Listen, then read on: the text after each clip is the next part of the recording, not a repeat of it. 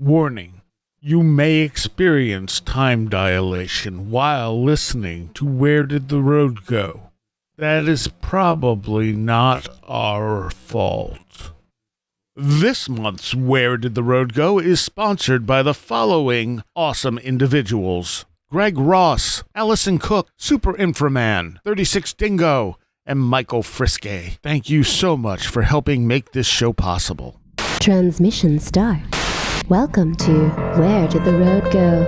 Join us as we wander off the path and explore lost history, consciousness, the paranormal, unexplained mysteries, alternative thought, and much more. We are present on the web at wheredidtheroadgo.com. Now here is your host, Soraya.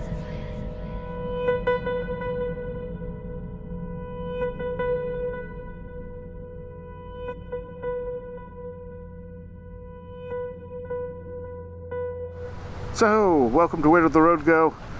And I'm here with Amy, who I met a year and a half ago at the Seth House. Mm-hmm. Does that sound right? Yeah. In the short time you were there? The very short time I was there, yes. I mean, it was really the perfect window. It was. It was interesting how all that worked out. Because I don't even think you were supposed to be there that day. No, I was there that day. That was a regular working day. But, Okay. I thought Shashara said if we came earlier, you might still be there.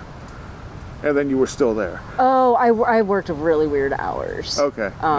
Yeah, I kind of had to work the bare minimum of what they could afford, which was all donations. Right. But without me working less than minimum wage. So, yeah. It was interesting finagling the hours there for sure. Did you take anything away from that? Yes and no. It kind of brought me to be aware how much there is spirituality-wise in this area, which was really nice. How much Elmira really has to offer, which was kind of cool. I did like that. Did the Seth stuff do anything for you? It kind of did, yeah. I'm going to be honest, I never finished reading my books because I don't finish a lot of books that I read. Yeah, me neither. I do like the Seth message.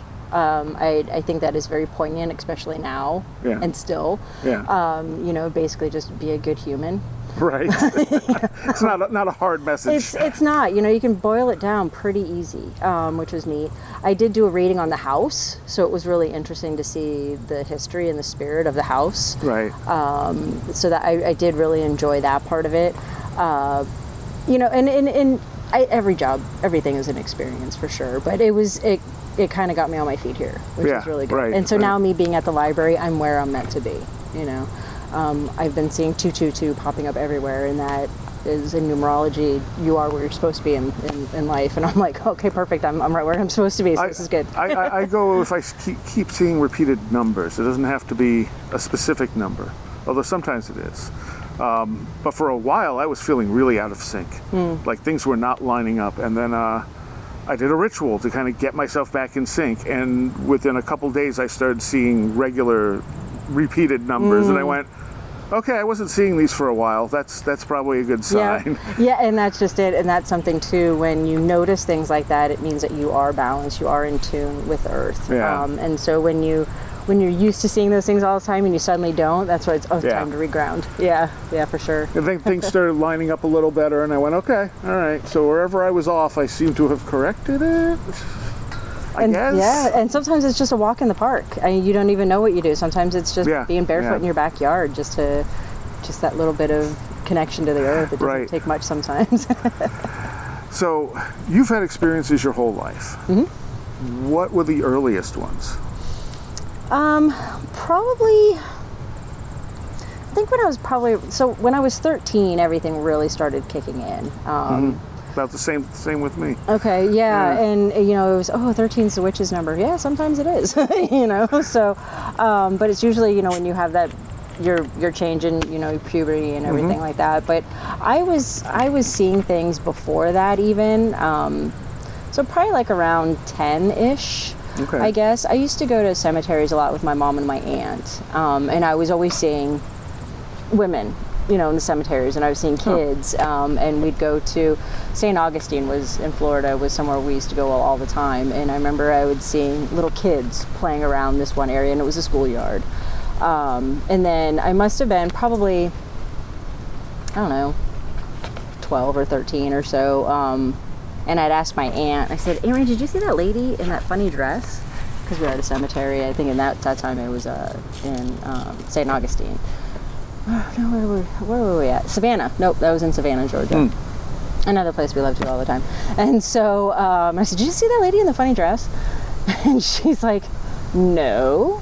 Oh. So then I had the talk of, so I'm thinking you're seeing dead people. And then it kind of started to make sense. So I had a very interesting religious childhood. My grandmother was Catholic. My dad was Catholic. And so I was baptized Catholic, and we used to go to Catholic school or church all the time when I was a kid. And then my dad ended up denouncing Catholicism probably when I was about 9 or so. We kind of stopped going to church. He was just disgusted with everything that was going on with the Catholic Church at the time. And so, but my grandmother was really interesting because she would go to church, she'd have her rosaries, and then she would come home and put her rosary beads on her pyramids and her crystals. And I'm like, my grandmother is the most pagan Catholic woman ever. But we always believed in past lives, and I actually have a cassette tape, which I need to find a tape recorder to play it on, but I have a cassette tape of my grandmother doing a past life regression in the 80s, which is really cool. And so I've always grown up with that, even though we were, still Catholic at the time. So it was always really interesting why things just didn't make sense. And then when I was 19, I was getting married, and I had to be married in the Catholic Church, again, marrying another Catholic kid. And so I got kicked out of catechism at 19 because I kept asking questions. Yeah, like, right. You're not supposed to ask questions. No. You're not supposed to ask questions. And so I'm like, well, that doesn't make sense. And so I think what finally got me kicked out was when they're like, yeah, Adam and Eve, and they had kids. And I'm like, hold on. Isn't that incest? Priest didn't like that very much. So yeah, I was told you can get married. We're just going to give you your certificate. So and then the church was just really gross. So when I was about 21, I gave up Christianity altogether, and I kind of went on a spiritual path. And I'm like, okay, I can see ghosts. What is all this about? What is all this? And so I was working with a lady who had a pentagram ring on. I'm like, I've seen that in books. I want you to tell me what that's about. So I had her over for dinner, and she told me, the first question that she asked me before she told me everything about paganism, she says, what is it that you believe? And I said, I believe we're all part of the earth. I believe we're all connected to the earth. I believe our spirits are still connected to the earth because I can see spirits after they die, and they're here for a reason, and I can see them for a reason. And I said, I just feel so comfortable out in nature. And she goes, oh, you're a pagan through and through. And so I was like, okay. So then I really started delving into the history of all of it, which spans back tens of thousands of years, which is really interesting. But then also learning about the history of Christianity and Muslim and Judaism and everything. Buddhism actually kind of saved my life. And so I have my own spiritual path at this point. I usually will say paganism because it's the umbrella. People usually understand it, but I have beliefs of, Taoism and Buddhism and, parts of Krishna that believe you live every single life there is on this planet, from a pauper to a king, from an ant to an elephant, and then your soul is finally complete. That makes sense to me because that, to me, it's a balance. Everything in nature is balanced. Yes. Whether it doesn't seem like it, it is. Yeah, and that's one of the things that was imparted to me incessantly when my path started. It's like everything's balanced. You have to stay balanced. Yeah, and that's just it. So it's getting on this path and then just doing different meditations, reading every book I could get my hands on, and I still do. I still read tons of books I can get my hands on.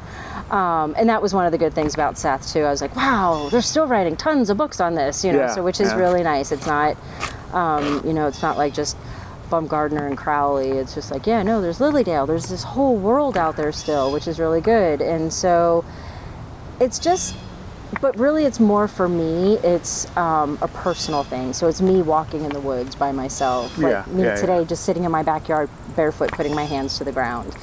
That's what my spirituality is. But I think one of the best things too that I can thank the Seth House for is really getting more in touch with my spirit guide. And realizing, Seth was basically just a spirit guide. Yeah. And so that helped me be able to talk to mine a little bit easier, especially now when I'm doing readings in mediumship. I can connect better. I can open that window a little bit faster. Right. I feel like she's always right there, just kind of helping me along and answering my questions. And because sometimes it's like I did the Lindenwald House, which is a haunted place in Elmira, and I saw an old lady. I was driving by. Actually, I was getting my new tattoo, and I was driving by, and I'm like, wow, there's an old lady sitting on that porch. And oh yeah, it's been very dilapidated for a while. I mean, there's like squatters. Half the roof is missing. I was like, yeah, there's definitely. Oh, that was not a real old lady. Okay. So the second time I drove by, I was like, oh, okay. So I was really able to look at it. So then I did go there, and I was walking around, and that's one of the places that has a lot of residual energy as well as spirits there. And so that's been something really interesting to hone in on probably these last 5-10 years of just getting better with my craft. Is I can quickly discern between the residual energy and the spirits there. Okay. Because a lot of times, sometimes it gets really, really muddled. You don't know which is which. And my spirit guide kind of helps me with that. It's just like, Gotcha. because I was sitting there, I had my eyes closed, and I was on the door. I was on the side porch. There were squatters in there, so I couldn't go into a large part of the house, which was sad. And so I could see nurses like having their cigarettes out there, and I'm like, oh, this is where the nurses are, and that was residual. And then I could hear my spirit guide, there's an old man staring at you through the door. And then I was like, oh. Does it speak to you? Mm-hmm. Okay. Mm-hmm. I rarely get that. Every once in a while. Mm-hmm. I just never refer to it as spirit guides. It's like, oh, something said something. And that's just it. Yeah. And so sometimes it's like, was that you? Was that somebody else?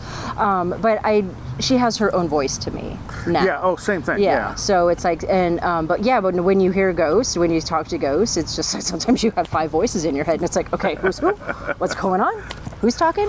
How do you know what you're seeing is accurate? I don't. Okay.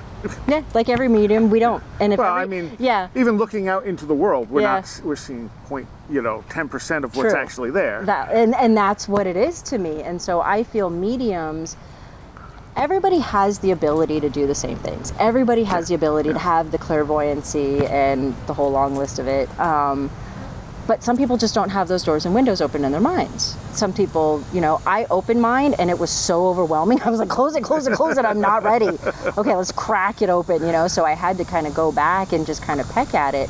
But to me, it's like when you have a feeling and you know something, you know it. Yeah. And that's really the only way you can explain it. And if any medium says, I know for sure it's a fact, then they're a quack and run away. Because nobody knows. Like, nobody knows what happens when we die. Right. We all have our feelings. We all have our thoughts. To me, it's the ether.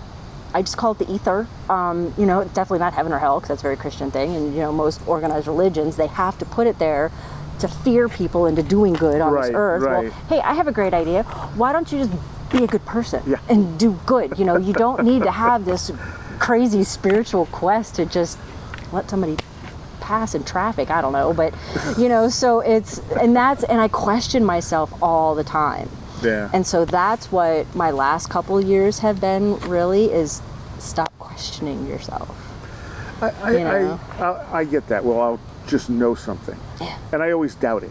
Mm-hmm. But I'll follow it anyway, because I'm like, okay, all right, maybe we'll follow this, but I don't trust you. And then almost always it turns out to be true.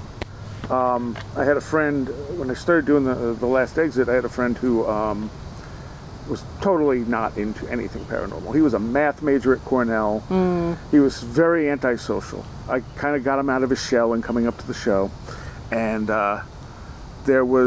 he had signed something for whatever, he was a postgrad, and for whatever project he was working on, he signed a thing that said that he would go wherever they wanted him to go. It was a legal contract, he couldn't get out of it. But he didn't expect them to send it, and so now he's coming up to the show, he now has friends. Oh, nice. He was on the verge of starting to date his wife. Oh, wow. And that's awesome. So he comes in one day and he goes, I got bad news. They're sending me to like Wisconsin or something like that. And he said that, and I just very casually went, no, they're not. And he's like, no, they are. And I'm like, no, they're not. And he got kind of upset, you know? Start packing. And so he's like, I have a month left, and then I can't get out of it. He's like, it's a legal contract, they could sue me, you know? And I'm like, but you're not. And so the second to last week before he was set to leave, they already was setting up shop there and everything else. He's like, next week's my last week. And I'm like, no, it's not. And I just knew it. It wasn't like something told me or anything. Yeah. It's just, I had this absolute certainty that he was not leaving, and it was pissing him off. I can imagine. And the following week he comes in and he just yells, how the F did you know? And I turned around, I'm like, no what? He's like, I'm not leaving. And I'm like, oh yeah, I know. I know, I told you that. And after that, he's like, okay, maybe you are psychic or something. Or something. That's so funny. He was willing to at least consider the possible, because that was the second time I did something that he just could not explain. And there's no reason that should have happened. It was like, just against all odds, he ended up not leaving. Then he started dating his wife, and now he's happily married with a kid and lives in like Delaware. And everything happens for a reason. Yeah, You know, and that's it. Yeah. And the last time when they finally moved, they moved to New Jersey first and then Delaware, he goes to me, am I leaving this time? And I'm like, yeah, you're leaving this time. He's like, okay. You can officially start packing. Okay, you're good. That's funny. Well, it's like, that's the one thing that I like when I was in Oregon with the Bend Ghost Tours. Wendy and Meg, they started these ghost tours, and Meg was part of the Bend Bulletin, which was the newspaper down there.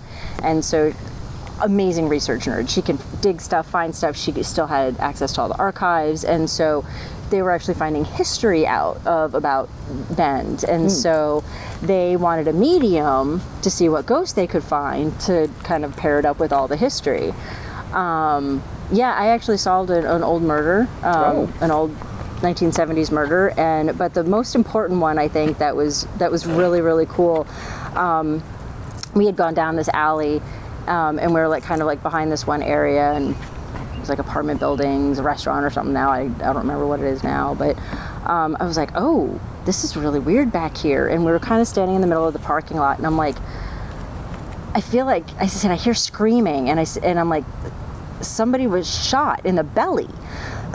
So I walked over to the wall, and I put my hand on the bricks in the old stairwell that was down there, and I'm like, somebody killed one of the prostitutes in the brothel. They said there was a brothel here, so I could hear all these women just screaming. It's like the music, the piano stops, everything.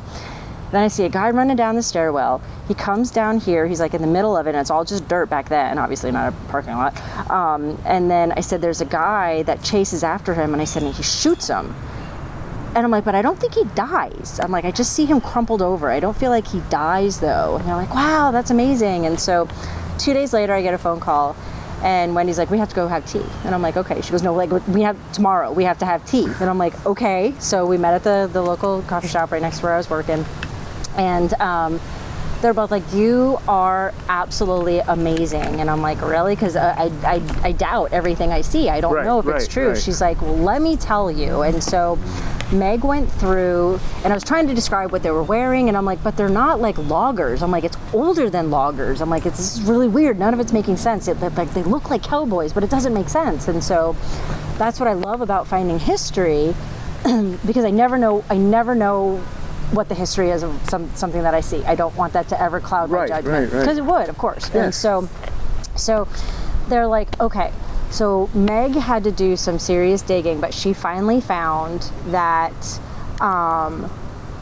there was a brothel there, and sure enough, a gentleman had killed one of the prostitutes, and the owner of the brothel shot the man in the stomach. And he had to go to the hospital, but he did not die from his wounds. And I'm like, hold on, you found a newspaper article of that? And she goes, I found the newspaper article of that. I was like, oh my gosh. So then I became their medium for the rest of the, for that year and a half until I left.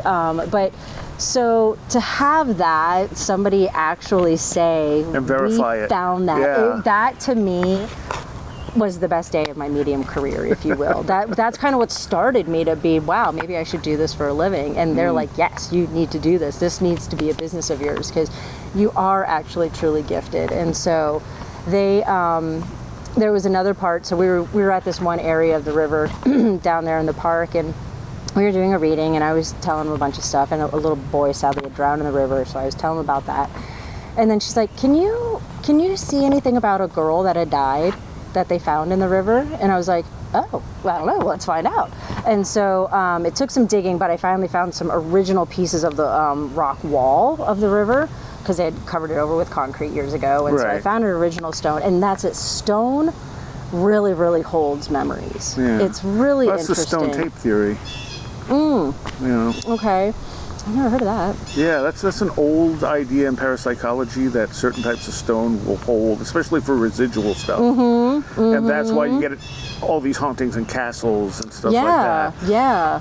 And it's really interesting. And I've been able to tap into trees now too. That I started to do right before I left Bend. But I saw the woman, and I described the whole thing. I said, she's fighting with this guy. And then I was like, oh my God. Did he strangle her? I think he strangled her with her scarf. And I look over, and Wendy and Meg have just like, their mouths are dropped open. They're like, she was strangled to death. And I was like, well, and I said, and let me guess, they never found the guy, because he kills her, pushes her in the river. I said he hops on his motorcycle and is gone, and he never returns. They're like, oh my God, they never found the guy who did it. And this was when town had like 500 people in it. They literally interviewed everybody, and I'm like, yeah. So it was basically an unsolved murder. So that was really interesting too, again, getting that vindication of, wow, I'm not totally crazy. Well, no, I am totally crazy, but, it's... This information has accuracy to it. Exactly. So that's the things that I really do enjoy about it. And the only time I'll ever know is if somebody does know the history about it. And so when I can say, yeah, here, let me have your object. And I did a reading on an old dictionary, which was absolutely amazing.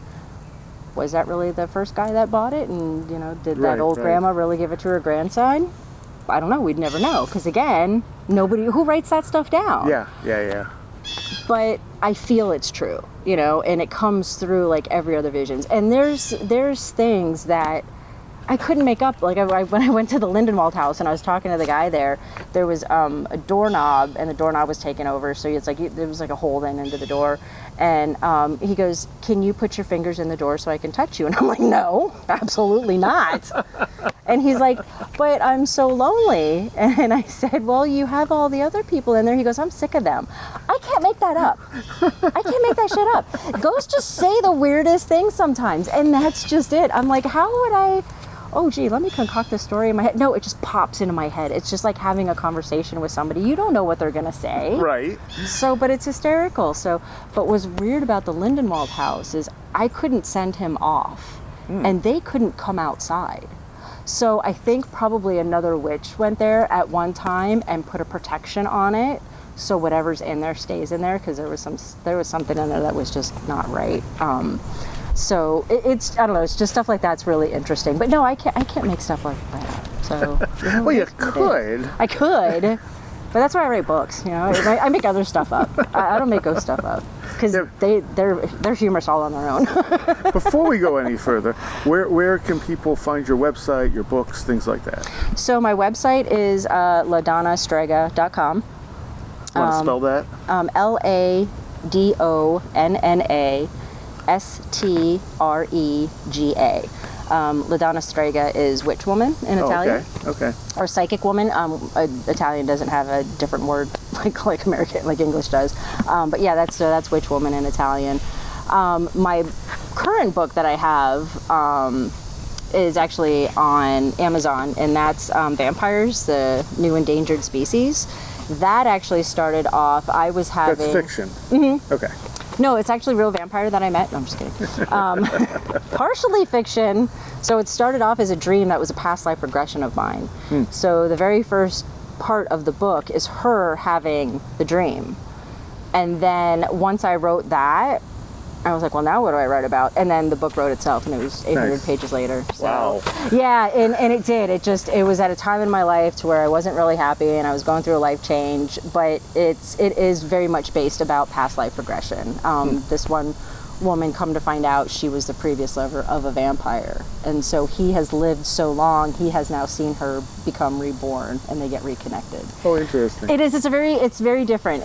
And like I said, it totally wrote itself. It was during the time when all the vampire craze was big, so that's why I ended up publishing it. After I was done writing the book, my friend's like, okay, now you need to read the Sookie Stackhouse series of books, and you have to watch True Blood. So I'm glad I was done writing the book before I had any of that influence. But that's why I ended up publishing. And I'm like, everybody's on the vampire craze right now. So, yeah. But that was back, oh God, when was that then? 2012 it's been published. So it's been out for a long time. And you're working on something new. Something totally different now. It's a total sci-fi. Nice. Yep, 100% different.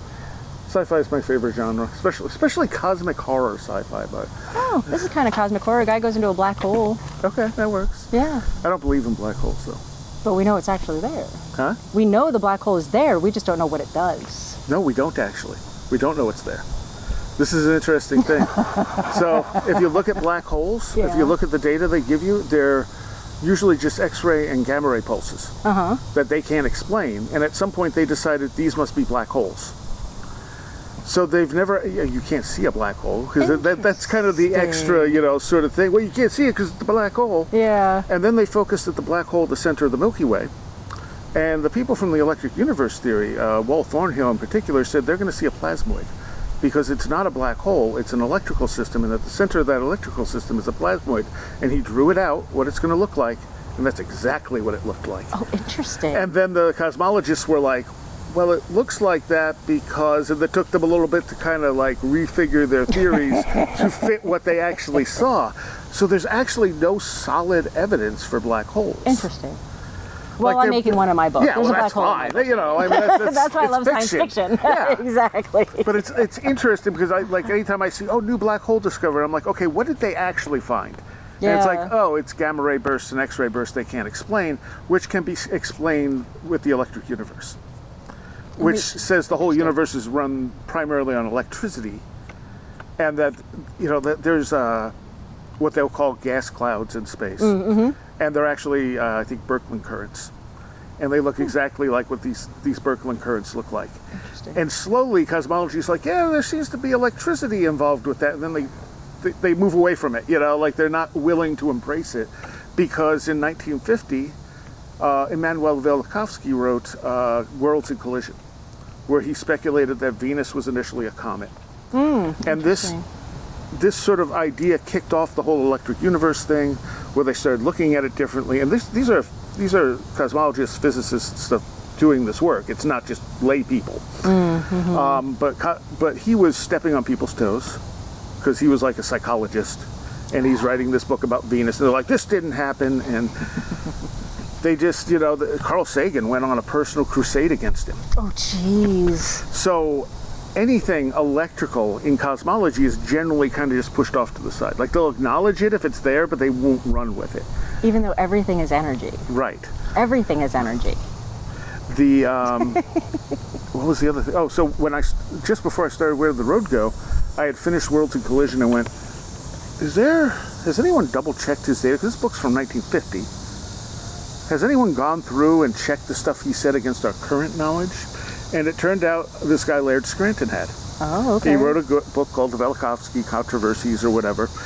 And he went in thinking that this would disprove Velikovsky. And as he looked at the current science, he found that Velikovsky was right about almost everything. Nice. And the only things he wasn't right about were the things we don't know about. Like that he couldn't find, we don't have the science to prove it. So everything they were saying about Venus in 1950 was wrong.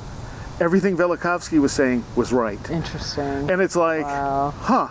I literally read that book in like the day I got it and couldn't put it down. I'm like, oh my God, this is so interesting. Oh, wow. And that's going to be part of what my new book is. The astronaut that goes through, they get sound coming through the black hole. Oh. And so they send this astronaut through this black hole. He pops out on the other side, exact galaxy of ours. He gets to their planet Earth. Once he gets with those people, he realizes something is vastly different. They're very earth-based, everything's very natural, people are all very kind, and come to find out their planet, their humans, do not have the one emotion of selfishness. Oh. and how different Yeah. the entire human species would be without that one. There would be no wars, there would be no hatred, Yep. there would be no bigotry, no murder, no rape, everything would be vastly different. And so that's what I wanted to focus on, is what if people like that weren't thought of as crazy, Yeah. right? Yeah. What if Julius Caesar didn't put all of his energy into creating wars, but actually being the engineer that he is? Right. You know, and right. you know, it's like Alexander the Great. He loved poetry and art. Same thing. What if all of this was never destroyed by wars? All of our history would still be there. We would know that women were warriors and leaders for thousands of Right. years. You know, so it wouldn't be all of this chaos that we have now. And how different the world would be if people were just innately good. It would be a completely unrecognizable world. Exactly. And so, and that's kind of what I wanted to base it on. And so he does land back off of the coast of Florida, but he finds out it's all natural, it's all beautiful, and the Native Americans actually basically run this country because this was their country. Right. You know, and it's just all the other countries prospered and within their own natural resources. You know, it's like we didn't have to chop down a bunch of stuff to grow something else to make money off of it. And Right. how beautiful the world really could be. And I feel like it's always poignant in time to realize that. But especially now, with everything that the entire world is going through, the continual wars for land that you'll never own, you know, and it's just like you just got one crazy leader just wanting to be the crazy mad scientist. I own it all, you know, but you're gonna die and you're not gonna own it all. Right. You know, so that's, you know, how beautiful the world could really be. So, and it's just really interesting too, and it's also going to be kind of highlighting people that were lost in history. Oh, okay. You know, like I just watched a great movie, Hidden Figures, with the 3 women in NASA, you know, boosting the IBM, and, you know, women like that. But many people throughout culture and time of how they were just, you know, thrown into a loony bin instead of actually, you could have cured cancer 200 years ago. Well, you know, look so at the stuff Tesla was doing. Exactly. You know, I mean, that guy. Tesla's going to be like king in my book. You know, he was tapped into something, and he was a very spiritual person too. And he would, if I remember right, did he have a daemon that he talked to? No, that was Jung that talked to his daemon. I think it was. I think it was Jung. But you know, Tesla had all this stuff that they were like, oh, we can't monetize this. Stop it. You well, know? and that's what I loved of how he's like, this is energy. Make it free for everybody. Yeah. That's what it should be. You Yep. know, and so so that's why I'm excited for writing this book. But no, totally different book. But it'll probably be writing in a couple of years because I just started writing it. So. But no, so now I'm just going to be focusing on my mediumship and just trying to help as many people now in New York that I can. And if I remember right from your website, you said that you don't specifically look for, like if someone comes to you and says, I want to talk to Uncle Ralph, you're not going to go try to contact Uncle Ralph. It's just what you pick up in the... Correct. And I really don't think anybody should.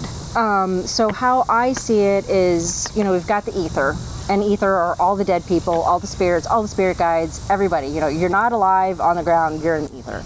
And so there are malevolent spirits there as well, just like there's evil people on the earth. You've got that evilness as well in the ether. And so to me, when you're calling on somebody, so I use a window and a door as an example. So when I have a spirit here and I want to send it off, I open the door and send them off. That's an exit only door. Nobody can come back through that door, right? And so I have a window that I kind of use. And so that's how I talk to different spirits. That's how I see what's going on, is I use that window method, right? It's kind of safer. And so when you call to a spirit, right? Aunt Betty, I want to talk to you. And you keep calling Aunt Betty, there could be a malevolent spirit waiting there. Yeah. Aunt Betty could be out with Uncle Bob, hanging out 500 years ago. Who knows? Right. But you have this spirit there. He could sound like Aunt Betty. Yeah. Oh, hey, honey, I'm right here. Sure, come on in, Aunt Betty. Wow, it's not Aunt Betty.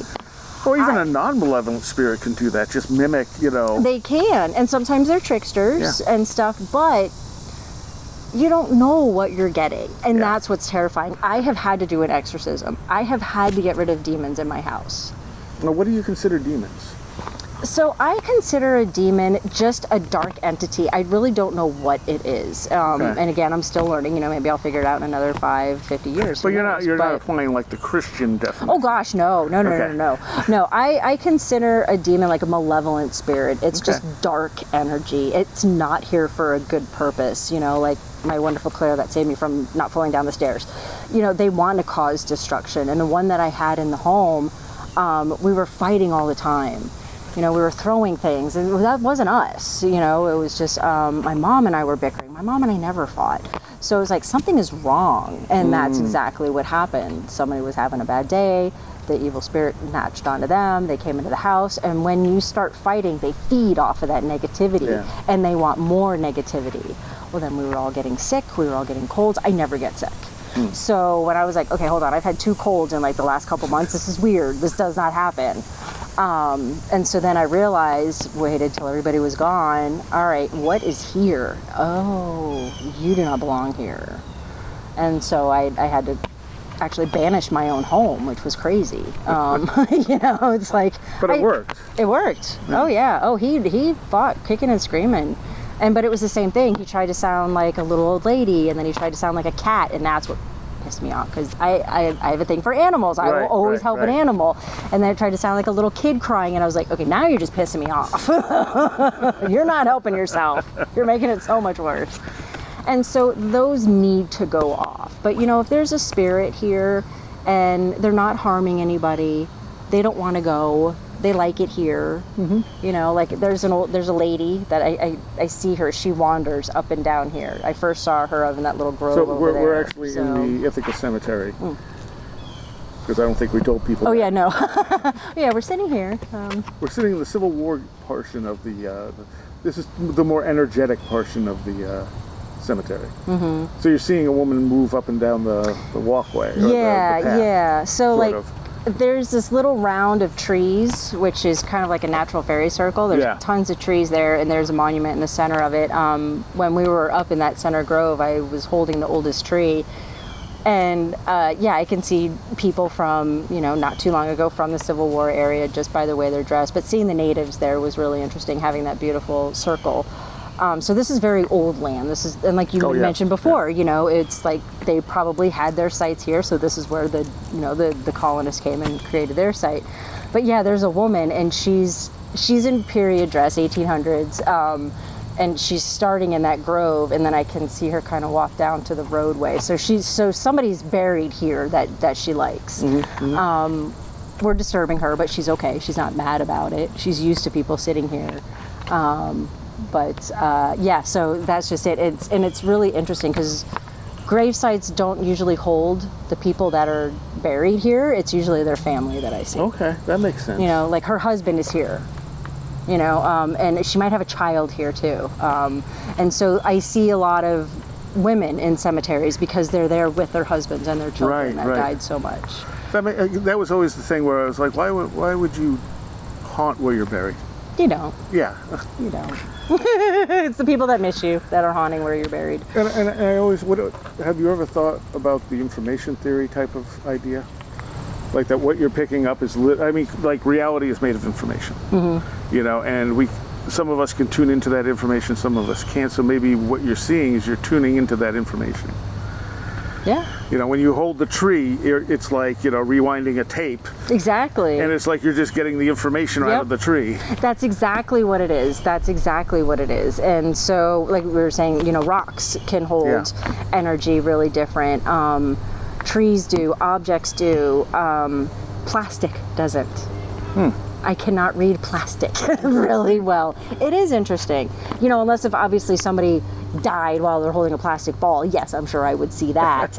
Right. But I don't know if it doesn't hold it as well. Yeah, it's not. It's like it doesn't have that energy that things do. Nothing's good about plastic. That's the thing. You're correct. Evil upon evil. But yeah, that's just it. So metal will hold it to a certain extent, but not as well as rock and trees do. Do you short out electronics? No. Nope, I've never done that. I go through periods where I have static electricity a lot, but I've Right. never, no, not like your story. No, I've never caused a grid to blow up or anything. Yeah, well, that was only once. It was just once more than it ever should happen.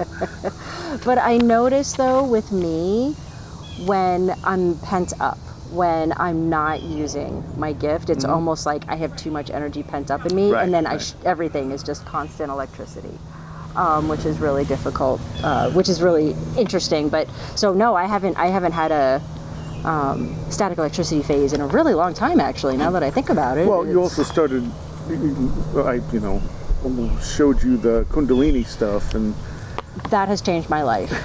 I hear that a lot. Without a doubt. Yeah, I feel so much better. I don't take my medicine anymore. I don't have to take my vitamins like that anymore, which is really nice.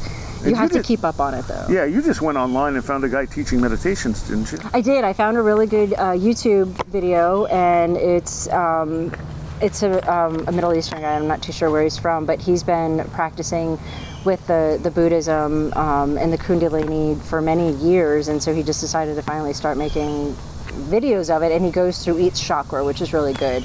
And at the library, there's a really good book that I found by Cindy Dale. Actually, it's a Llewellyn. It's like 1,000 pages. It's massive, but it goes through the chakras from many different religious viewpoints, not just the Hindu, and so which is really neat. So I've been trying to power through that before I have to return it.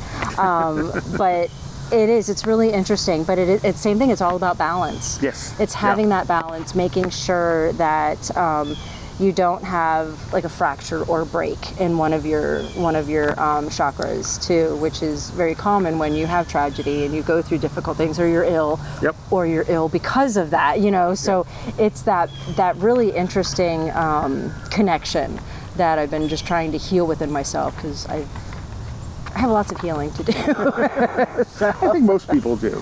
Yes, sadly. Whether they acknowledge it or not, or just try to block it out and move on, it's better to actually address it. Very much so. Is that a siren? That is a strange siren. It's There it goes. okay. Might have been going through a neighborhood. I don't know. That was weird. All right. It's getting louder.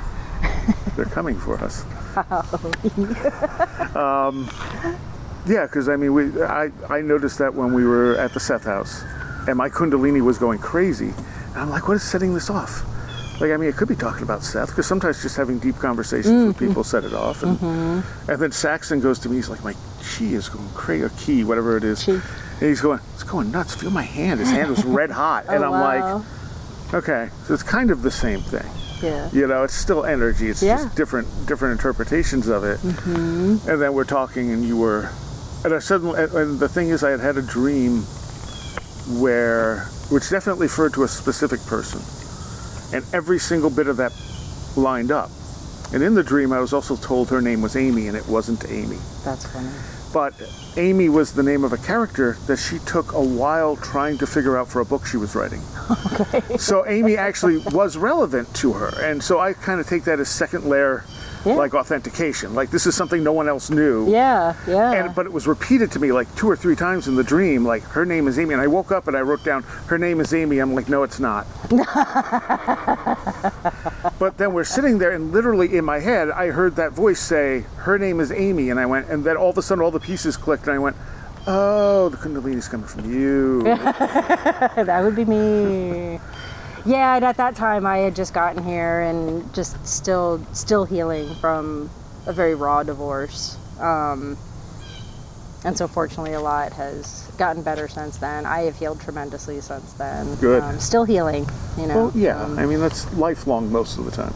Yeah, well, and I've had 30 years of abuse. So, you're not going to fix 30 years of abuse in just a year's time. So, but it's getting better, and that's just it. It's reading the right books, having the right friends. Right.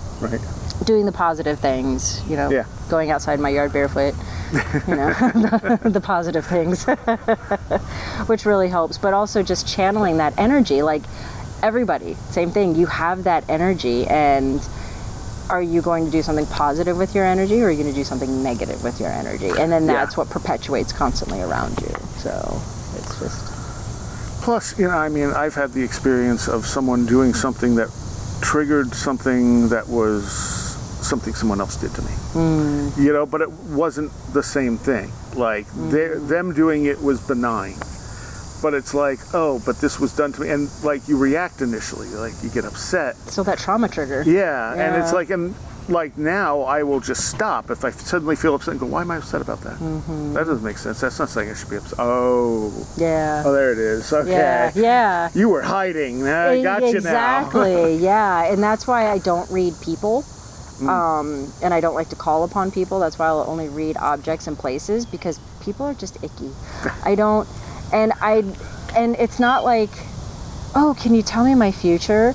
I can, but I'm going to have to see your entire past, and I don't want to know that ugly. Because people usually have ugly past. Like you said, we're all healing from something, right? Yeah. You see all of that when you tap into people, and when you want to do that. I don't want to see that. No. I'd rather talk to dead people. They're not so icky. But that's just it. It's like there's so much that can convolute things, and and that's why I always give people a second first impression, because sometimes you're just having a bad day. Oh, sure. Right? Yeah. It doesn't make you a bad person, because sometimes I'll be like, whoa, I'm going nowhere near you. Oh, you stubbed your toe 3 times and lost your keys. Got it. Okay, we'll let you start over. And so that's that energy that you put out. And some people have an energy, you're just having a bad day energy. Sure, and then some people are like, I don't want you 50 feet within me. You are just all kinds of darkness, so it's I have tapping into that. A fairly good friend. The first time I met him, I'm like, I don't like these vibes. I don't know what they are. And so I kind of kept him at arm's length for a while. And he never did anything even slightly bad. And I was like, why? But what's that bad vibe? That's not there. And finally I found out from him just talking to me that he had a lot of anger issues and alcoholism in his past, and he still has some anger issues, but he's gotten them under control for the most part. Occasionally he'll take it out on an inanimate object. Okay. But he used to take it out on people and get into fights and things. Gotcha. And so all that's in his past. And I went, oh, you've worked on this. You've gotten this under control. Okay, that's what the bad vibe is. I'm picking up on that, but it's something you've fixed within yourself. Yeah. But there's still that underlying it's still there. root. Yeah, exactly. And so that's why whenever I do, because I can read people's auras, it's like, all right, is that your soul's aura, or are you just having is your daily Right. aura, kind of thing. I don't know if that's probably a thing. I'll make it a thing. So, your soul has an aura and your day has an aura. And that's just it, because especially working at the library, I see all kinds of weird people there, because we are down the street from the homeless shelter. And so there are some people where it's just like, okay, you're a little off kilter. That's okay. You were just born a little different. That's all good. We're all good. We're working through things. And there's some people that are scrambled eggs for brains. You are on so many different things. I don't want you near me. Right. And I can see that. It's like different mental disorders have different shapes and colors. That makes sense. To me. Different drugs have different shapes and colors to me. It's affecting your energy. Yeah, exactly. Yeah. And each thing has its own energy. And so, I'll have people like, oh my God, I don't like that guy. Oh, actually, he just has ADHD. He's okay. He's just having a really bad day. He's just a cat in a human body. Exactly.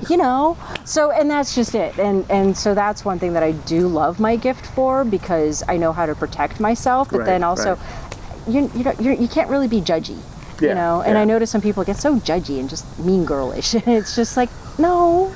To me, I just try to assess people. Yeah. Like, are you going to be a problem? Okay, you seem like you're okay. Yeah. Do you have a shank in your bag that you're going to, as soon as I turn my back, I mean. Occasionally narcissists get through my senses. And I think that's because they believe what they're saying. Yes. They believe, they're so confident in themselves. Narcissists are hard. Yeah. You have to actually watch for the signs, and then you're going, okay, what's this? That was unusual. Yeah, and I've been married to 3 of them, so so you're a magnet. They're on my radar now. But no, they are very difficult, and that's what makes it really hard for, like, a lot of people that have, like, bipersonality disorder. They truly believe whatever it is. Yeah. Oh, yeah. And so that's when sometimes you're like, yeah, okay. But And that's what kind of, like you said, you know, you have your friend, okay, you seem nice, Yeah. but I'm gonna keep you at arm's length. See what that little hesitation is. Right.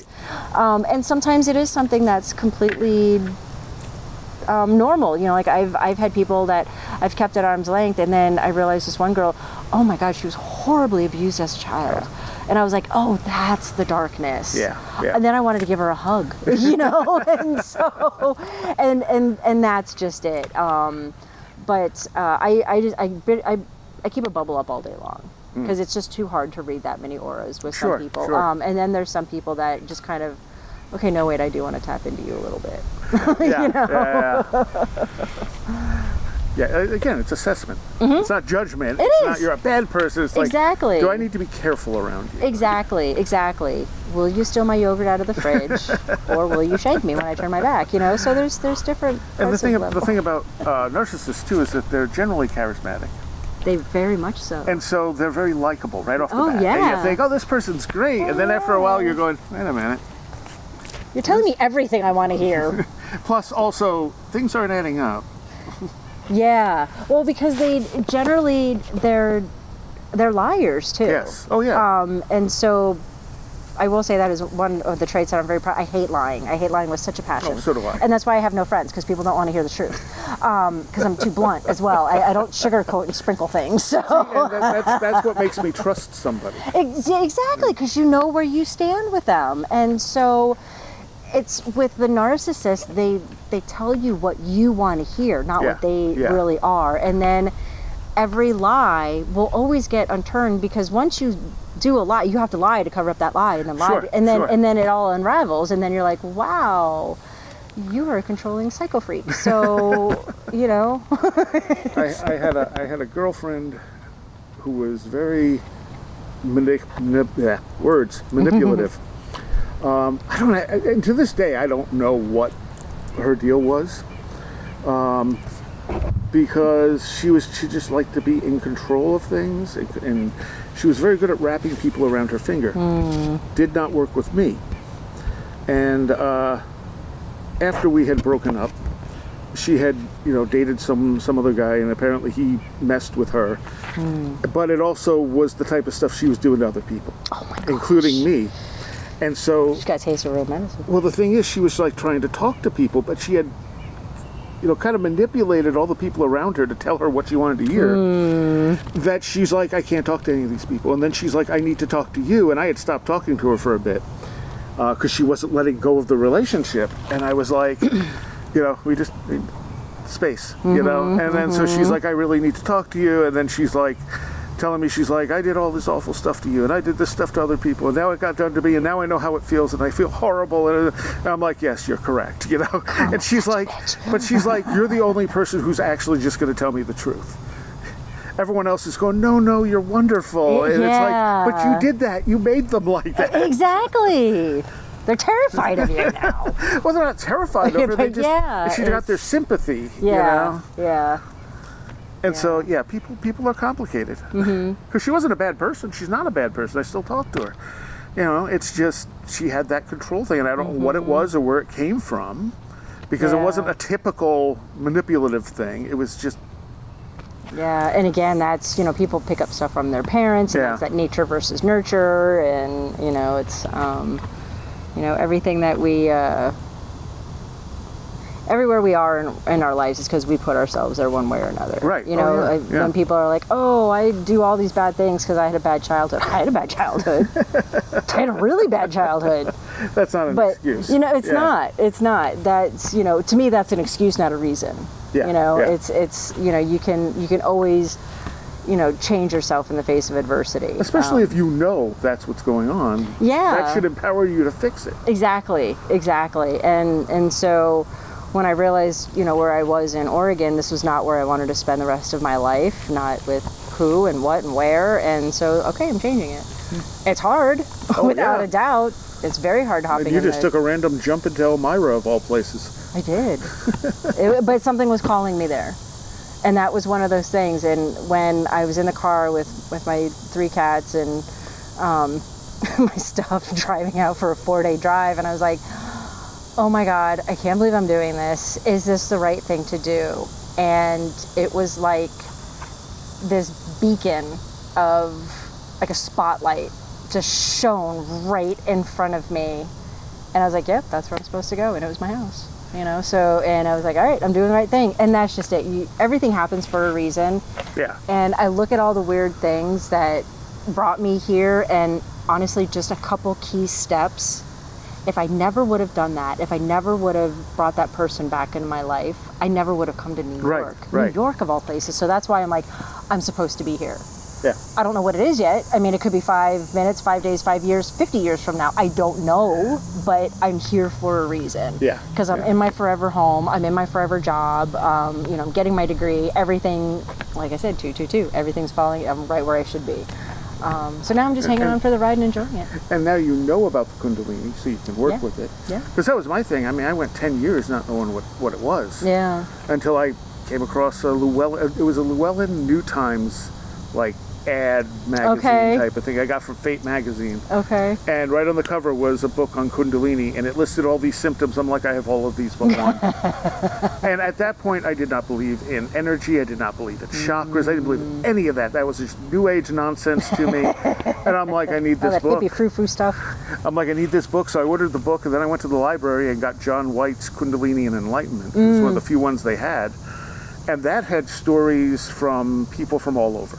Oh, wow. So old, you know, like Ram Dass is in there, and so on and so. And it's like all these different Kundalini experiences, and it's like 500 pages long. It's a great book. Yeah. And I'm like, okay, now I'm starting to understand a little. And that Llewellyn book, although it wasn't great, was enough to give me basic breathing exercises and stuff like that. It's like, okay, what works? Okay, this works. And okay. and that's just it. It's like I've always said with religion, it's just getting to the light. It doesn't matter how you get to the light, whether it's Buddhism or Christianity or paganism or kumbaya, whatever. Just get to the light and be a good person, for God's sakes. So it's the same thing within our bodies.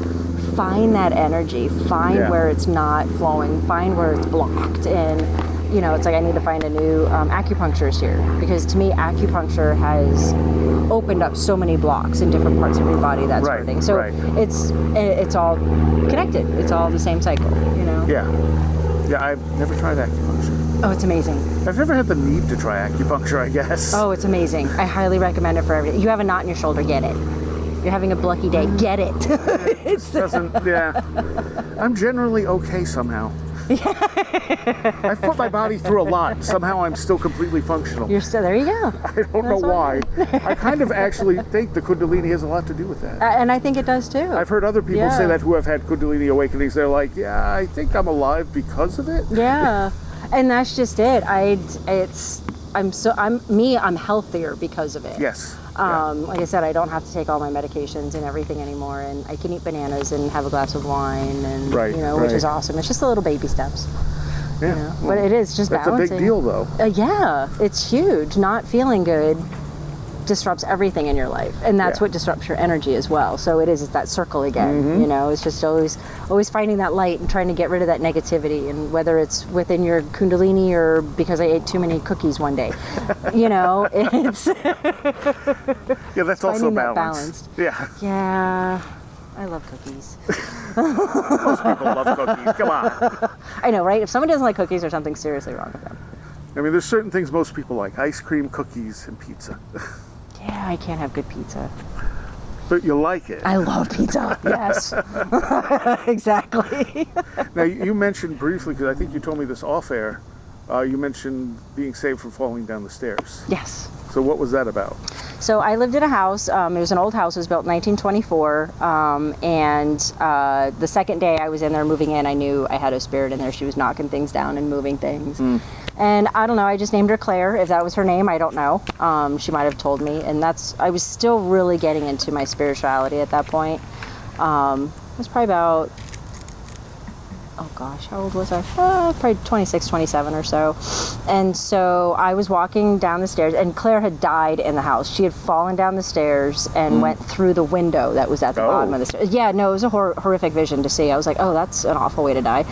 And then months later, I was going down the stairs trying to step over my cat. Always the damn Of cat. course.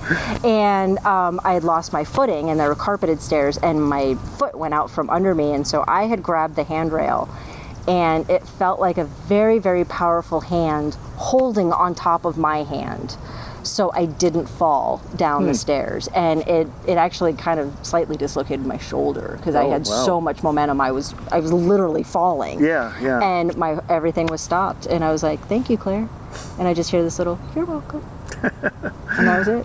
But yeah, no, it actually, it did. It saved my life. So she was, and Claire's still there. She never wanted to go off. So I said bye to her when I left, when I moved out. But yeah, to have a ghost save your life is, it's, and it's like when you see, I never believe in ghosts until I saw one. Right. It's like when it happens, it happens. I mean, there's no denying that's that. also third man syndrome? Where I don't know. Yeah, it's people will be alone or whatever, and they'll be in a life-threatening situation, and someone will reach in and save them. Oh, and then there's no one there. And there's no one there. Yeah. No, this or they'll definitely lead was. them out of the woods, and then they're not there anymore. Yeah. Well, I had a good friend. Her father was in Vietnam. Somebody in their platoon was stepped on a landmine. The very next day, they're going through another area, and he was there right in front of them, telling them to stop. Yeah. And it was like, we all saw you die yesterday. Come to find out, they were about to walk through a new landmine, so he saved their life. So exactly the same thing. Yeah, Sometimes they're just there just to help, All right, we got to take a break. We'll be right back. Some contact info and a recommendation for you. Contact info is very simple. WhereDidTheRoadGo.com has links to everything, all of our social media. Absolutely everything you could want is there, including every episode of the show, and a link to our Patreon, which if you join up for $3 a month, you get extra content. You get the shows at this point weeks early, commercial free, and extra stuff on top of all of that for just $3, and it helps the show out immensely. There's also a link tree there, which can take you to my music show, The Last Exit for the Lost. It can take you to my photography. All the stuff I do is all on that link tree. And you're welcome to explore that as well. As for a recommendation, there's this show called How It Ends. It's on Realm, which is a big podcast company. For some reason, I thought I had listened to this and didn't like it and stopped, but apparently it was something with a similar name. And I decided to check this out, and I've really enjoyed it. I had to get past the first episode. The first episode was a little slow, and after that, it's been a really interesting podcast, and I have no idea where they're going with it. They didn't do episodes, let's see. So they started it in, I believe, 2018. And the last episodes they released from season 3 came out in 2023. I believe I'm in season 2. Yeah, I'm near the end of season 2. And they have announced, as of the end of July, that season 4 will be coming out in September. I don't know if it's their last season or what, but it's a really interesting podcast. I'll read the description here. On an ordinary evening in November 1993, Micah's entire world collapsed when her father, Nolan, died in a car accident. That night left Micah haunted by debilitating night terrors and a mysterious recurring dream that's always felt more real than it seems. How It Ends was meant to dispel the nightmares and help process her loss. Instead, Micah's world is upended when she receives new information about her father's accident from an unexpected source. Though she has more questions than answers, one thing is clear: sometimes dreams aren't dreams at all. They're memories. And there is, it feels like they're going for a paranormal sort of outcome on this. There's actually someone who wrote a book on North American monsters, and they interview him on here. And I don't know if it was like a legit interview or if they scripted some of it or what, but it was. I looked it up and I'm like, oh no, this is a real guy who really wrote this book, and that was kind of cool. It definitely has the flavor of like the Black Tapes and Tanis in sort of the presentation, although it's not done I don't know. There's a vibe to it that reminds me of those shows. So yeah, I definitely recommend this. It's a podcast. It's a audio fiction. It's called How It Ends, And it's on Realm, so you should be able to find it anywhere. All right, that's my recommendation for you. Now back to the show. So I am here with Amy, and again, your website is LaDonnaStrega.com. spell it again for everyone. LaDonnaStrega.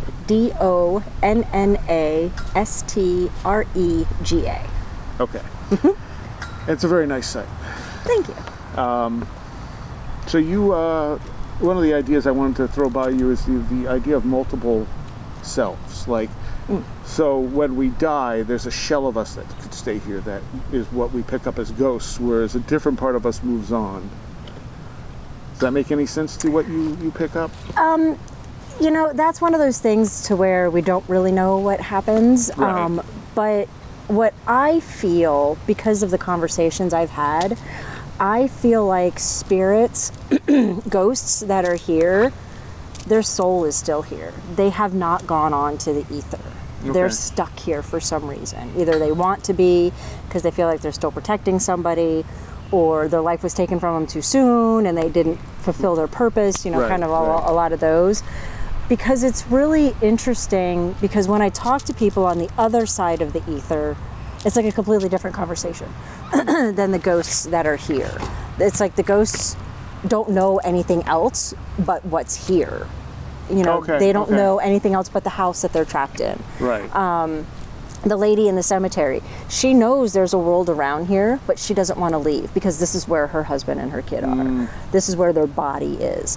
And so that's what makes it really different. To also see ghosts through time, it seems like older ghosts are more determined to always be here. Younger ghosts are more apt to go on. Like someone who died young, or someone who's been here a long time.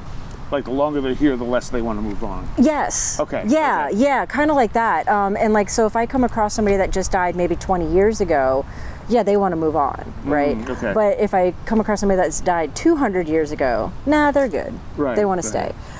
Kids always want to go on because they're confused here. They don't know what's happening. They want Sure, their mommy and daddy sure. kind of thing. Yeah. You know, so when it's a child, they're very easy to send off. And they should be sent off. You know, Sure. they should not be stuck here. It's sad enough that they had to die so young. Yeah. So, but yeah, it's really interesting. And so again, that's one of those things, you know, I'm still learning, yeah. you know, just with experiencing and, you know, talking to people and reading more. And And all it takes is that one really weird experience to kind of reset everything and be like, Yeah. okay, maybe I need to rethink this. yeah, oh wait, that doesn't, nothing makes sense now. Or, oh, everything makes sense Right. now. Yeah. So it's those, you always have those aha moments, you know, Yeah. for sure. So when we were at the Seth House, you told a Bigfoot story that you need to retell in case Okay. people have not heard it. Okay. This is when you were living in Oregon? Yes. So I was living in Central Oregon. At the time, is Redmond, Oregon, which is right in the middle of the state. We were. I used to live right by a dry canyon that was a river eons ago, and so there was a huge fire. It was called actually the Two Bulls Fire. I watched it start actually. It was a huge lightning strike not far from my house. Sitting on the porch and sitting with a friend, and I was like, what is that red glow? Oh, that would be a very huge fire. And so it was just kind of on the other side of the dry Right. canyon from us. And then it must have been just about a day or two later, all these weird things started happening. We started hearing knocking, started just hearing like kind of weird moaning. And then I was out in the front yard one day and there was like this little kind of patch of trees and it looked like something had bedded down in there. And it was the weirdest, muskiest smell. Now I've smelled bear, doesn't smell like bear, did not smell like a deer. It was like stinky, smoky, musky. And I was like, oh my God, something came down from the fires. And then sure enough, there was a Bigfoot print in the dirt. My ex got a picture of that. And then there was a tuft of hair. Grabbed the tuft of hair, was just about to put it in the baggie because we actually knew somebody that was a Bigfoot hunter, and a gust of wind came out of nowhere and blew it away. Of course it did. Of course it did. And that's what she said. She came out to investigate the house and she's like, oh my God, you totally had a Bigfoot here. She's like, and we did take a picture of the footprint because then it rained the next day and it was gone. So Right, I did right. take the picture of it. But the knocking that was here, and you could hear response knocking on the other side of the dry canyon. Right. And then I had a friend that lived down the street. He saw it. actually cross the street in one step. And then my ex at the time, he was standing outside. It was like in the middle of the night, and he hears the cows next door bleeding, because we were next door to a cattle farm. And this mama cow was just going crazy inside of her pen and, you know, mooing and hitting the side of the pen. So he goes out kind of the edge of our property and looks over, and he could see somebody kind of down in there. And so he's like, hey, you know, thinking somebody's messing with it. And then the thing stood up full force, and he's like, oh, that is not a man. That is like 10 feet tall. And he watched it go across the entire field, and it was a massive field, and he made it in few steps than any natural human possibly could. Right. And he's like, oh my God, I just saw a Bigfoot. And so we're talking about it the next day, and I'm like, that is absolutely insane. That very night, I had just gone into bed, and I hear this weird roar, and I'm like, that's not a bear, that is not a dog. And the entire, and we were just living in a little trailer, the entire trailer just shifted, like something smacked into the side of it. So go out the next morning, sure enough, something was trying to jump over the fence. They had knocked down the fence, and it looked like this massive handprint in the side that put a dent in the side of the mobile home. I mean, there was no denying any of it, and then it all just stopped. Once they got the fire under control, it just stopped. So he was probably there for almost a week. But yeah, no, I didn't go outside at night for a while. It was a little terrifying, but it's so yeah, no, I mean, but to have two people actually physically see it in the middle of the night. But no, I heard the knocking and I heard the growling. And so you said that it definitely felt like an animal to you. Kind of, because animals have a different aura. Yeah. Animals have auras as well, just like humans do. And when I heard that growl, I'm like, that's not an animal and that's not a human. Yeah. It was definitely something that was a cross, and that's why a Bigfoot made just complete sense to me.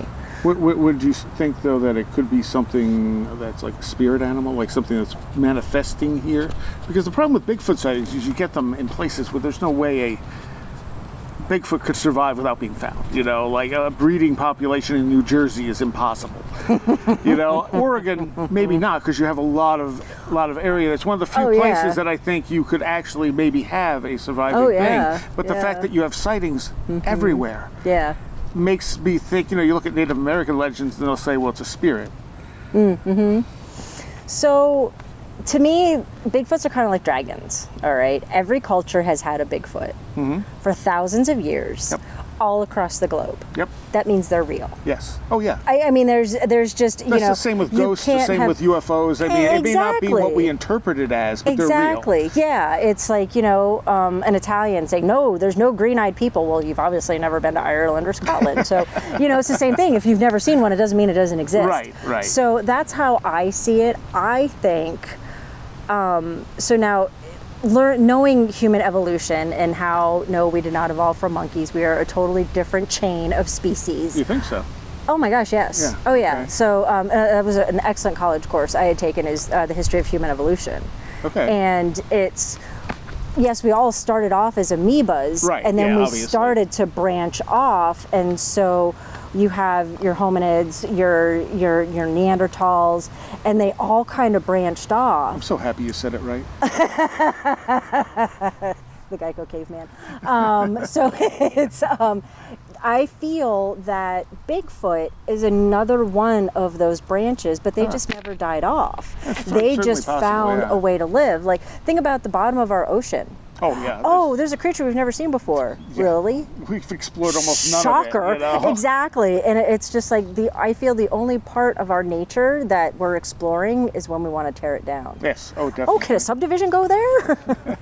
Let's tear it down. Oh, wait, let's look what So basically what you're saying is that monkeys are just another branch of the tree. Correct. Yeah, okay. Yes. That's how I always interpret it as well. Yeah. Exactly. We have a common ancestor. Yes. But we're not evolved from monkeys. Exactly. Which is what a lot of, no, Darwin, people need to read the whole book of Darwin, not that one paragraph. There's a whole thing there.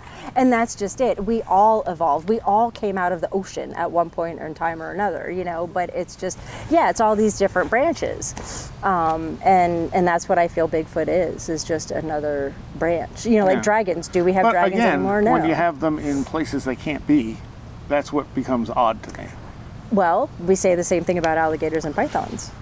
They're True, but then- where they're not. They shouldn't But be then because we'll we force them. But then there. we'll find them.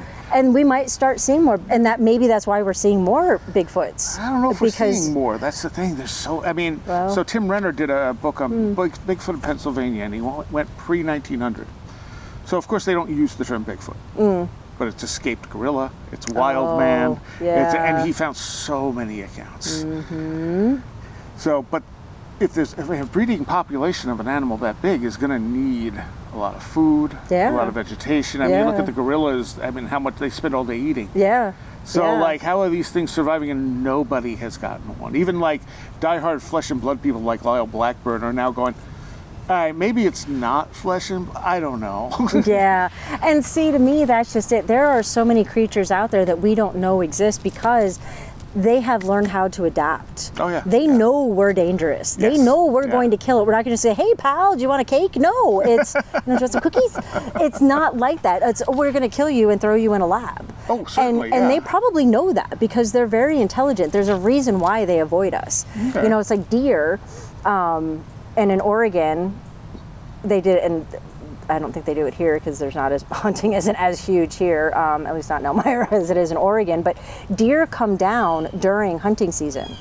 You will see deer in the city because they know all the being yokels are hunted. going up there and Yeah. with their guns. So okay, fine, we're gonna go down to your house now.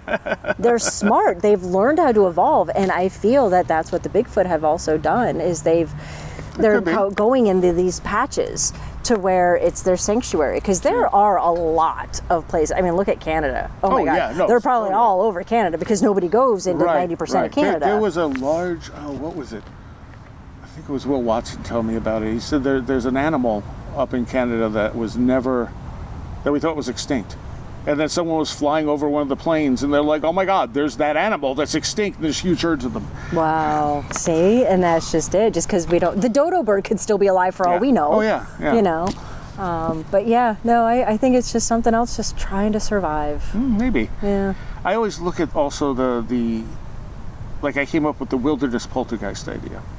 Because we're more in touch with stuff when we're out in the wilderness. So when you get people going out Bigfoot hunting, a lot of times they don't see Bigfoot. It's very rare. They'll get stones thrown at them. They'll hear knocking, they'll hear vocalizations, sometimes mimicry. Yeah. If you get that in a house, you say ghost. Yeah. But in the woods, you're going Bigfoot. And I'm Bigfoot, like, what yeah. if it's just poltergeist energy? That's funny. That's true. And you're generating it because you have anticipation for this. Yeah. And you're tense, and you're also out in nature away from all the electromagnetic fields and everything else that normally tends to push that stuff yeah. down. Yeah. And so you're not, it may not be an ape, it may seem like an ape, but if rocks fall in a house, they're also warm because apports are generally warm. And, Yeah. you know, they'll be like, well, it's warm because he was holding it in his palm. And it's like, maybe, Maybe. but also maybe it was warm because it was an apport. Yeah, yeah. Well, like trees, like I was saying, trees have, when something has a lot of energy, spiritual energy, it's warm to the touch to me. Yeah, that's interesting. Yeah, so it could be like that. So, and when something's really bad, like I went into this one building and I was like, oh, there's a dead person behind this door. I didn't want to touch the door. It was like the door was so hot. Wow. Because it was like, there's nothing but evil back behind this, you know, it's just darkness. So yeah, it's like the hotter it is, Do you ever get stuff that's ice cold? sometimes, you know, like when, you know, whenever they say, oh, ghosts is around, it's cold, it's like, I kind of feel it, but I know they're there before I get cold, but I'm always I cold. see. So yeah, so I'm always cold, so it doesn't matter. Well, you're probably not cold now. Not now, no, most Because certainly it's not like now. 85 degrees out It and is humid. a little warm. But yeah, it is. It's really interesting. But no, things will usually have a warm feeling to me when it Interesting. has the energy to it. Yeah, I've never got anything like that. Yeah. I mean, I superheat, but that's the Kundalini. Like, I literally get to the point where I feel like I'm going to burst into flames. It's just like, Please okay, don't combust. so yeah, it's like, please stop. There was Now, see, one, when you get my days, it's just hot flashes, so it's all good. there was one day I woke up, middle of the summer, it was like 95 degrees out, and I was freezing, like shaking, freezing. Teeth chatter. In the middle of winter, my teeth don't chatter, and I'm like, what is happening? Like, and I wake up and I'm like, okay, the air conditioner was on, but it was enormously hot outside. And I went out and I stood on the porch and it's like over 100 degrees on the porch, and I'm still freezing. Wow. And I'm like, what is this? Like, did I die? Like, what's happening here? Did I almost die and come back? Like, and I never figured it out, or was it a Kundalini thing where it just went the other way? And It could be, because sometimes, and that's something that I've been reading too, is like when you're out of whack, it'll just kind of like, sometimes it'll just snap, and just go. So yeah, you can have weird bouts for sure. It was once. It was just a one-time thing, and and it scared the hell out of me, because I'm like, am I dying? Like, Yeah, am I dead? Like, Do I have a pulse? I did check that. Because I woke up just almost stiff and freezing, and I'm just like, Wow. oh, what is, and I checked my pulse, I'm like, I still have a pulse, that's good. Start slapping yourself. Throw water on yourself. It's like, it's hot, I'll go out of this room that the air conditioner's on, I should be fine. My teeth are still chattering. That's interesting. Yeah. And it took a good half an hour before my temperature came back up. Oh, wow. So Something was going on. And that's just it. It's like everything happens for a reason, whether it's in your body, whether it's in nature, whether it's in the cosmos. It's just like there is always a cause and an effect of something. It's just us trying to figure out what it is. So how do you see, like, fate versus free will? I think we're entwined. That has been... Sorry, that's like is that a spider or a caterpillar on a web in front of you? I don't know. That is the most interesting little thing. Looks like a caterpillar. It is a caterpillar. We're full of caterpillars today. Oh, you're not getting off. And now it's not leaving your notebook. All right, well, we'll just let you stay there. Because mine like it'll be a poisonous caterpillar, and then I'll have a ham the size of a ham hock. Anyway, well, I'm sorry, what was your question again? Fate versus free will. Oh, yes. So, I think there's both. I think the major things in our life are set in stone. Okay. But we choose our own path in that sense. So I kind of think of it as like, okay, this is the road you're supposed to be on. Mm-hmm. And we can meander off of it. And sometimes if we meander too hard, the cosmos is like, you need to go back, and then something will happen to put you back on that path, right? And so I feel like, yes, for our day-to-day, we have absolute free will. We can choose what we want. We can choose to be a good or a bad person. But if you're supposed to marry a certain person and live in a certain place, I think all of those are definitely set in stone. Yeah, like me, moving here to New York out of absolutely nowhere. I've been in New York twice in my life. And okay, now here I'm spending the rest of my life. Right. But it was just kind of the same things. It's like, if one thing didn't happen, I never would have been here. Yeah. So that horrible thing had to happen to move you for forward. me, because I was just like, wow, that was only a year before I moved, and it was kind of the same thing. It was just out of the blue. But now it was like, okay, you're moving to New York. Okay, now everything I had to do in between to get me here was my own choice. Right, yeah. And now that I'm here, the same thing with the way my house. I had been looking for a home for 2 years. I had looked at 100 different homes, and the house that I'm in now, I bought it on the third day that it was up, and it was just weird how everything happened. So it was like, okay, good. Yes, you're supposed to go to New York. Oh wait, here's your house. Here it is. It's like, no, this is where you're doing. So I think it is a combination of both. Yeah, I guess I just wonder sometimes that it feels like there are things that are so unlikely to have happened. It's like, how did I make all these right choices? Did I actually make any choices? Or did I just follow a script and not realize it? Yeah, and I've had people say that. It's just like, we have no choice. That we're just being told what to go. We wouldn't know. Yeah. You wouldn't know. Yeah. We could all be puppets on a string. We're reading or we're playing the video game or reading the book. Exactly. And just going through, and we only know what's happening. Same thing with the video game. The video game has that set path generally. Exactly. Even an open world one. There's only so much you can do and so much you can vary from. It's kind of like a choose your own adventure book. Yeah. Kind of like that. I will say though, I used to watch the TV show Supernatural, and there was one to where they met God, who was typing out their story, and in one of the episodes, it's literally God typing, and they're saying it, and it's just like, oh, this is the greatest story, and then they realize, wait a minute, that was a conversation we just had. God was just typing that, So that does. It's like sometimes one of those moments. Hey, wait a minute, Did you watch Westworld? Oh, I started to, and then I think it was on HBO, and then I got rid of HBO. So yeah. there's a the first point, episode, there's a first point, season was good. So there's a point later where one of the robot, the androids or whatever, is insisting she has free will, and the guy turns around the monitor, and everything she's saying is popping up right before she says it. Yeah. And she's just freaking out about it. Yeah. But wait a minute, I don't have free will. Wait a minute, just said that. Wait a minute, just said that. Yes, exactly. These are my choices. Damn it. I know, exactly. So, do we really know? No, we don't. Yeah, you know, there's no way to check. No, there could be a big puppeteer in the ether going, If we had a restore point, like... I would like a reset button, if we're going to go that far. I'd like just to have restore points. Like, can I go back and change my decision? Yeah. That was a dumb thing to do. Can I undumb that? If life only had that little backwards button. Undo, undo, undo. Plus also I'm going to do this stupid thing. Oh yeah, undo. Okay, that definitely was a stupid thing. But then you think back, if I never did that stupid thing, Yes, yeah. would I be here? No, I would not, because it was that stupid thing that brought me here. Yeah. All those really stupid decisions I made when I was in my 20s, it made me who I am today. Right. Oh yeah. You know? Yeah. Would I have liked to have gone without all of the abuse? Most definitely. Would I be an insane bitter bitch without it? Probably not. I might be a nicer person. I don't know. You know, don't strike me as an unnice person. Oh, well, thank you. You haven't made me mad. I generally try not to make people mad. No, that's so, a good thing. know. That's a good thing. No, I'm a very even-keeled person, and that was just it. I've had too much hardship in my life. I had a very difficult childhood. I've been abused for so much, and so... Well, you have strong boundaries. I mean, that's the thing. I do now. Yeah. Yeah, and, and sadly, getting hurt or like burned, then, oh God, don't touch that oven, it's hot. Yeah. And because it's also what you taught. I didn't have a mother that taught me how horrible and manipulative some men could be, so if I would have learned that little thing in the beginning of my life, but that's just it. We have to still make our own mistakes. Oh yeah. And you could tell someone in everything, and they're still going to have to make their own mistakes. Exactly. And that's just it. It's like I did have a lot of guidance. Oh, wait, don't do that. Okay, cool. Good. I'm so glad I learned that when I was young, and I never did that. We have a lot of that, but that's what also hindsight is.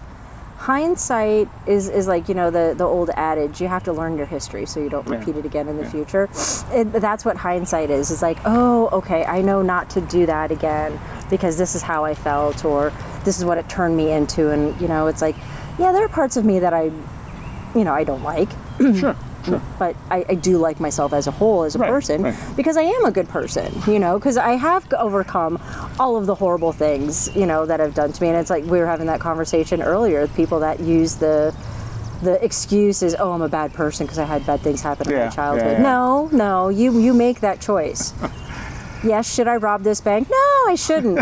Do I need the money? Yes, but no, I'm not going to rob the bank. Okay, fine, I'll go pull more extra hours. Okay. That's how that is. Here's one of the dumbest bank robbing stories. There was a wrestler who wrestled for this deathmatch company called CZW. He went in to rob a bank because he needed money for drugs. Brought the title belt with him. Sounds like something a wrestler would do. Look, I've met a lot of wrestlers, and a lot of them are very smart people. Oh, really? Yes. Oh, okay. They're remarkably smart. That's not funny. all of them, but especially the modern day ones are very smart people. Well, it's a business, I guess. Yeah. And they have to remember a lot of stuff. I mean, every day they're going out with something different they have to remember how to do. Once you realize it's all acting and scripting and choreography. Yeah, and if you screw up, you could be dead. Yeah. Or someone else could be dead. Right, and I grew up with the whole WWE, so the fact that, Hulk Hogan just died, I was like, wow. Now, he was a horrible person. He was not a nice person. No, I agree. Not a smart person either. Well, Smart business-wise, but he was very good at pushing everything to himself. Yeah. Well, look who he campaigned for. Yeah. We'll just leave that there. But seeing somebody, like, I was more upset that Malcolm Jarrell Warner died, and Ozzy Osbourne, obviously. And I was like, oh my God, the third is here already? I mean, this just happened like 3 days a session. And Malcolm died tragically. That was so sad. He's not that old. He was swimming. He drowned. That sucks. Ozzy was at his end. Yes. Ozzy had the perfect career, the perfect life. He had the perfect rock end. and roll life. Yep, exactly. And that's just it. And then And and then you have a meathead that does steroids since the 80s. Oh, gee, died of a heart attack. Shocker! I don't know how he lived as long as he did. Yeah, no, that is a shock too. But just seeing those icons, that we grew up with. Yeah, exactly. It's kind of like that. But no, see, he's the reason why I thought wrestlers were stupid. So I apologize to all wrestlers out there. Well, I guess there is Dwayne Johnson. Pretty smart guy, Yeah, he came out. And Cena's smart. Yes. Oh, he's hysterical too. Yeah, I will say. Yeah. So I mean, that's the thing. I've interviewed a lot of wrestlers, and very few of them have ever come across as less than fairly intelligent. Not going into a bank with their belts. Yeah, well, he is a special case. That's funny. But yeah, it's like, really, you robbed the bank with your title belts. I think anybody just trying to rob a bank now is just exactly. But so have you seen any like UFOs or anything like that, or is it mostly just the ghosts? Mostly ghosts. I've been in some areas to where I think I've seen a UFO, but sadly I've been in cities a lot. Light pollution, things like that. The couple times that I have, it's been driving across country. Oh, okay. Once was in New Mexico. It's like, yeah, no, that's not normal. In Southern Oregon, camping a lot, you'd see, I'd see like the trifecta of lights. Yeah.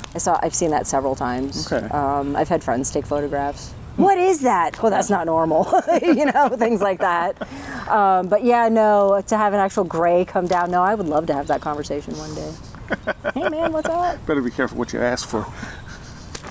How's Saturn really like? You get a skate on the roof? See, I don't think they're from elsewhere. I think they're from here.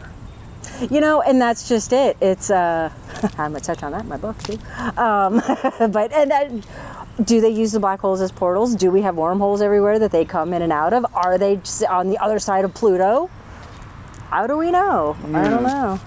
There's definitely life out there though, and that is something I've talked to my uncle about. I'm sure. And it's just being a retired NASA scientist, it's just like so. So who's Michael? My uncle. Oh, okay. My uncle, yeah. Uncle Bob. He. My uncle. Okay. Yes, my uncle. Gotcha. Sorry. He can't talk about much. Obviously, retired NASA scientist. But I remember once asking him years ago, Uncle Bob, are there really aliens out there? He goes, now, let me put it this way. What are the chances we are the only rock in the only place in the entire universe of thousands of universes that we don't even know we're the only humans? We're the only living beings. Right. Really? Okay. Yeah, when you put it that way, it does sound a little egotistical, and, I want to continue that, so let's do a short Patreon, but we're out of time. Again, give your website for people to check out. LaDonnaStrega.com. And are the books linked on there or no? No, they are not. I should get my book linked on there. Yeah. That's a good choice. Yes. All right. So I have homework. All right. Thank you for doing this. You're welcome. Thank you for having me. I want to take a minute here to thank all of my Patreons, because without you, this show would not exist. And I want to give a special shout out to those of you pledging $10 or more. Greg Ross, Gantic, Allison Cook, Super Inframan, Trin, 36 Dingo, Tim, Andrew Nichols, Matthew Sproul, Ruth Fortescue, Barthartha, Tyler Glimstead, Christine, Abby Allen, Patricia Guy-Quinta, American Rambler, Andrew Maines, Ann Witowski, Barbara Fisher, Beverly Williamson, Billuminati, Right Rectangle, Charles Davis, Charles in Florida, a land of the crazy and communicable, Diane B., MTK, Eric Citron, Eric Todd, Harold, History and Coffee, Jay, Jack Huntington, James Lindsay, Janet's Planet, Jim and Sophie, John Mattingly, John Bracken, Jonathan Frost, Carla Mahoney, Kevin Schreck, Pool Kitty, Kristen L., Laser Printer Jam, Lauren McLean, Liam Huddock, Linda from Michigan, Linz Jackson K., MJ Armstrong, Mark Shoemaker, Mark Brady, Mothman Bren, Automation, Paul Jeffries, Perry Peters, Riker and Stark, Ron Dupre, Sam Sharon, Schmooples, Devourer of Mortal Souls, Seed Person, Stacy Sherwood, Strange Stories with the Seeker and Skeptic podcast, Taylor Bell, The Ghost Story Guys, Thunderboy, Verosh K, Victoria, Vincent Trewell, Will Cherry, Will Powell, Annabelle Smith, Caroline Walker, TDT Skunkworks, Colin Karras, Craig Sagastumi, and Matthew Brown. Thank you all so very, very much for the support. I hope you enjoyed that conversation. We do a Patreon segment for this as well. as for most shows, we do Patreon segments. It's rare that we don't do one, and it's usually for reasons beyond my control. So anyway, if you want to become a patron so you can hear those segments, go to weirdtheroadgo.com, click on the big Patreon link, and it's only $3 a month. And you get the shows early, you get them commercial-free, you get them with extra content, and you get extra content on top of all of that. And access to some pretty cool stuff. And it's only $3 a month, and it helps out continuing this show. I want to thank a bunch of new patrons. Catherine Thompson, Sailor, Catherine Scott, Caroline Farrow, David Charles Collins, and Harold. Thank you all for joining up and becoming a part of this. I hope you enjoy the extra content. So my quote for this week was actually what I wanted to read for my quote for last week, and I forgot all about it because it was by the late Tamra Lucid, and her husband Ronnie posted about it. Tamra and Ronnie have both been on the show, and Tamra passed away, a month or so ago now, or around the same time Ozzy did. And the quote he posted was this from Tamra. Write about the supernatural exactly as you would write about anything else. Don't apologize or admit up front that it's weird. Don't defend it in a debate. Just write about it as you would write about a piece of furniture or lacework leaves of a tree at sunset. And I think that's incredibly insightful. All right, I will see you next time. You have been listening to Where Did the Road Go? This show is made possible in part from our Patreons, and we thank you and everyone listening for helping us continue this exploration of the strange. You can always find everything Where Did the Road Go related at www.wheredidtheroadgo.com. And thank you so much for your support.